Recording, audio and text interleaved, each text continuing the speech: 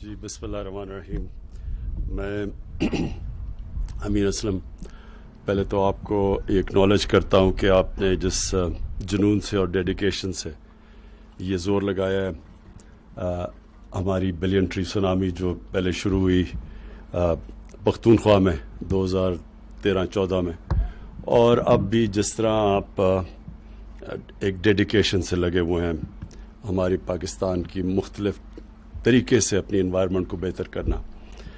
ہمارا 5 جون کو world environment day کو پاکستان ہوسٹ کر رہا ہے، جو میں سمجھتا ہوں بہت بڑا اعزاز ہے. یہ اکنالجمنٹ ہے کہ پاکستان وہ چند ملکوں میں سے ہے جو بڑی سیریسلی کوشش کر رہا ہے اپنے ملک میں یہ جو گلوبل وارمنگ کے امپیکٹ ہے، کلائمیٹ چینج کے امپیکٹ ہے، وہ دور کرنے کے لیے. ہم وہ چند ملکوں میں سے ہیں جو کہ پوری طرح اس کے لیے کوشش اس لیے نہیں کر رہے دکھانے کے لیے، ہم اس لیے کر رہے ہیں کیونکہ ہم واقعی اپنے آنے والی نسلوں کے لیے ایک بہتر پاکستان چھوڑنا چاہتے ہیں. اور جو امپیکٹ ہے کلائمیٹ چینج کا، وہ اس کا سب سے بڑا جو نقصان ہوگا وہ ہماری آنے والی جنریشنز کو اس لیے ہے کہ پاکستان بدقسمتی سے وہ 10 ملکوں میں سے ہے جو سب سے زیادہ متاثر ہے کلائمیٹ چینج سے. اور کلائمیٹ چینج کا امپیکٹ پاکستان پہ اس لیے زیادہ پڑے گا، ہم اس لیے زیادہ متاثر ہیں کیونکہ ہمارا پانی جو دریاؤں میں آتا ہے وہ گلیشیئر سے آتا ہے، اور اگر اسی طرح موسم تیزی سے گرم ہوتا گیا تو ہمارے گلیشیئرز جس ریٹ پہ پگھل رہے ہیں، اگر اسی ریٹ پہ پگھلتے رہے تو آگے جا کے بہت مشکلوں کا سامنا کرنا پڑے گا ہمیں. اور یہ ہمارا ہی نہیں ہے بلکہ ہندوستان کے اندر بھی ایگزیکٹلی یہی سچویشن ہے، کیونکہ وہ ہم بھی ان کا جو گینجیز کا جو سارا پلین ہے وہ بھی ڈپینڈ کرتا ہے ان کے گلیشیئرز کے اوپر. تو یہ جو ہم کوششیں کر رہے ہیں اس سے ایک تو کلائمیٹ چینج کے ہم امپیکٹ کو سلو ڈاؤن یا کوشش کریں گے ریورس کرنے کی، اور دوسرا پھر ویسے بھی اپنے آنے والی جنریشنز کے لیے ایک وہ پاکستان چھوڑ کے جائیں جو کہ جب میں بڑا ہو رہا تھا وہ پاکستان جو ہم نے دیکھا ہے. جو میں جس پاکستان میں بڑا ہوا اس میں بہت زیادہ فارسٹ کور بھی تھا، وائلڈ لائف بھی زیادہ تھی، شہر بھی بڑے مینیجبل تھے. لاہور ایک صاف شہر تھا جدھر میں بڑا ہوا، وہاں پانی صاف تھا، وہاں پولوشن نہیں تھی لاہور میں. اور وہ دیکھتے دیکھتے یہ ہم نے ساری اپنی شہروں کو بھی نقصان پہنچایا کیونکہ کسی نے آگے کا لانگ ٹرم تھنکنگ نہیں کی، آگے کا نہیں سوچا.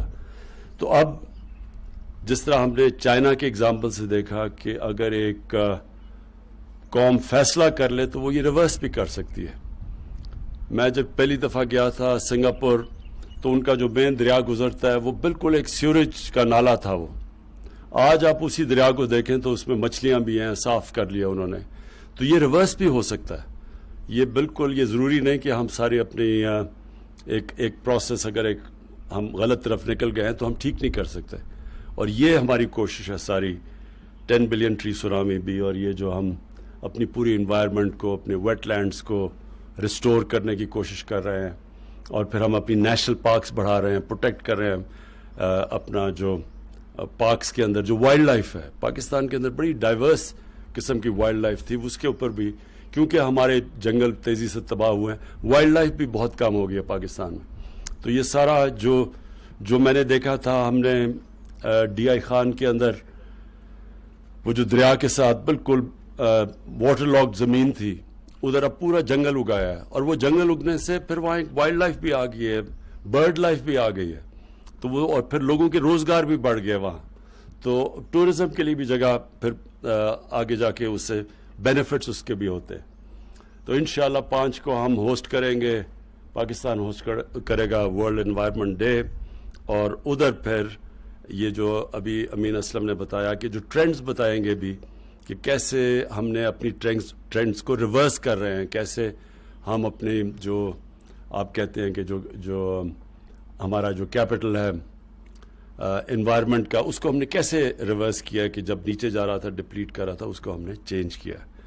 تو اس کے پھر سے میں امین اسلم آپ کو، اپنی پوری ٹیم کو، آپ سب کو خراج تحسین پیش کرتا ہوں.